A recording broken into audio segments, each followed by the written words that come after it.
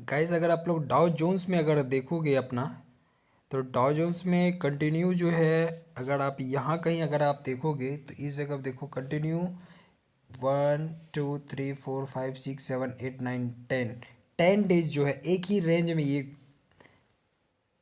Consolidation किया है। ठीक है, एक ही रेंज में ये रुका है। और अगर आप इस जगह इसका ब्रेकआउट देखो कितना अच्छा हुआ। अगर 15 मिनट के टाइम फ्रेम पे अगर आप जाओगे तो 15 मिनट के टाइम फ्रेम पे आप देखो कितना अच्छा इसका ब्रेकआउट हुआ, रिटेस्ट किया और उसके बाद देखो कितना अच्छा मूवमेंट दिया अपना, है ना।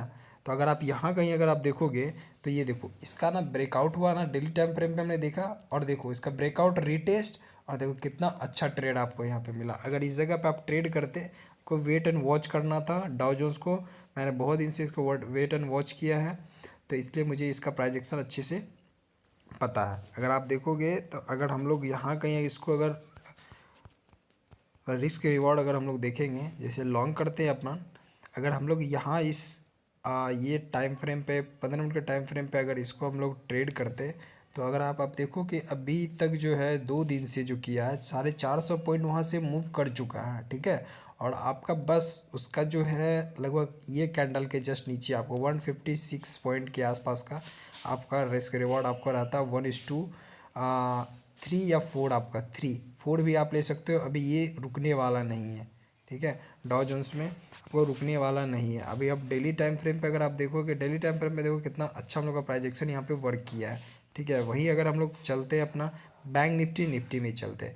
बैंक निफ्टी में देखो, बैंक निफ्टी में हम लोग का एक यहाँ पे अगर आप देखोगे ना, तो डेली टाइम फ्रेम पे एक ग्रीन कैंडल का कैंडल तो है। अगर 15 मिनट का कैंडल पे अगर अपन चलते हैं तो ये देखो ये अपना रेजिस्टेंस वाला एरिया के आसपास रुका है।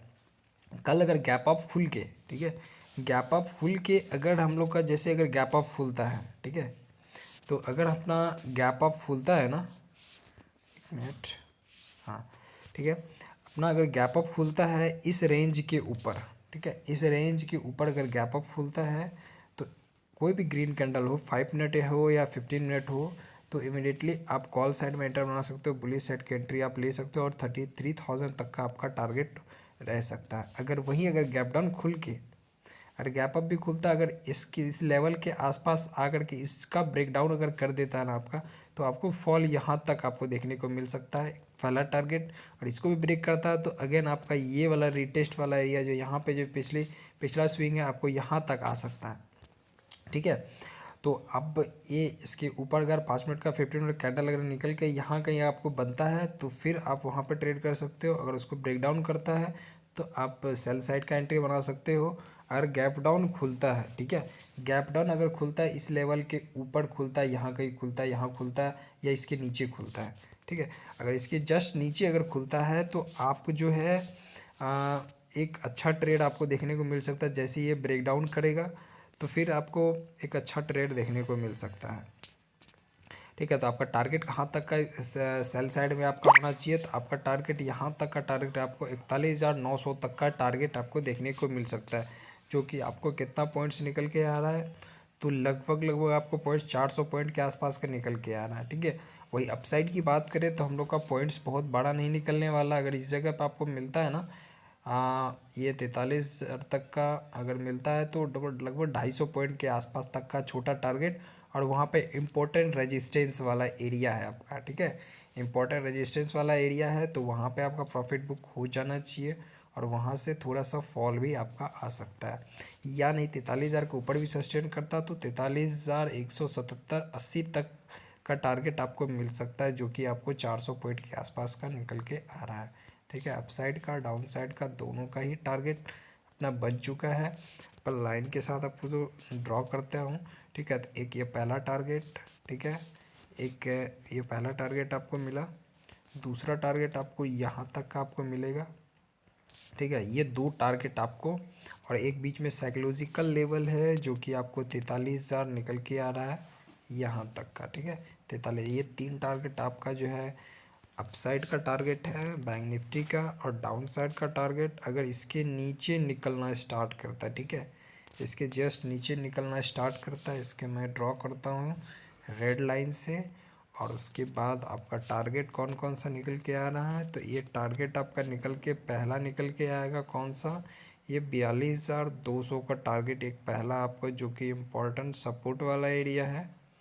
ठीक है, ये 42,200 के आसपास का। ठीक है, ये वाला निकल के पहला वाला टारगेट निकल के आ रहा है। दूसरा टारगेट आपका निकल के आ रहा है कौन सा, तो ये 42,000 का लेवल एक साइकोलॉजिकल लेवल है, तो 42,000 का लेवल। और तीसरा जो आपका फाइनल टारगेट होगा ये वाला के नीचे।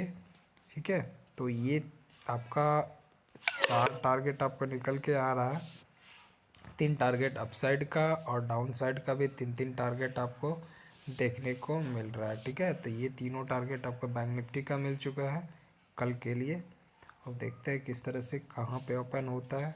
ओपनिंग अपना होना चाहिए, अपना ओपनिंग परफेक्ट जगह अगर मिलता है ना अपना, जैसे कि अपसाइड में आपको इसके ऊपर निकलता है, यहाँ पे अगर रिटेस्ट करता है, यहाँ पे अगर सपोर्ट लेता है, तो अपसाइड का अपन बहुत अच्छा टारगेट मिल जाएगा, परफेक्ट जगह एंट्री। अगर डाउन में अगर गैप डाउन खुलता है, गैप डाउन में इस जगह पर गैप डाउन इस जगह पे खुलता है ऊपर और इसको ब्रेक करता है, तो फिर आपको एक अच्छा लेवल देखने को मिल सकता है। तो परफेक्ट ये अपना निकल गया। उससे अच्छा हम लोग को ना डाउ जोन्स में अगर ट्रेड करते हैं ना, एक अच्छा मुझे बहुत अच्छा परफेक्ट सेटअप यहाँ पे देखने को मिला था, जो कि मुझे बहुत पसंद था। ये रहा, देखो अभी ये अपसाइड की ओर जा ही रहा है, चांस है 32 पॉइंट जो है एजेक्स निफ्टी आपका अब दिखा रहा है, और डाउ जोन्स 257 पॉइंट अब दिखा रहा है। तो चांसेस है वेरी है कि आपका गैप अप ही खुले, और गैप अप बहुत बड़ा नहीं होना चाहिए। अब बड़ा गैप अप खुलता है तो ट्रेड अपना मिस हो सकता है, इसलिए बहुत बड़ा गैप अप लगभग 150-200 के आसपास अगर खुलता है ना, तो अपना बहुत अच्छा सेटअप काम कर सकता है।